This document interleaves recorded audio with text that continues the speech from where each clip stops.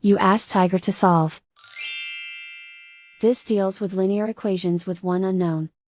The final result is x equals -11/2.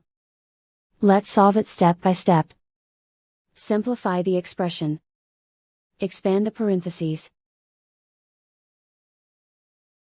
Simplify the arithmetic. Multiply the coefficients. Group all constants on the right side of the equation. Subtract 9 from both sides.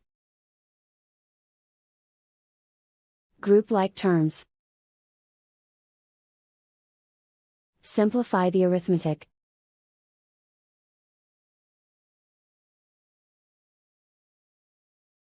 Isolate the x.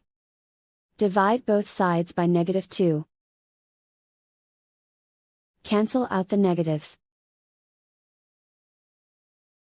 Simplify the fraction.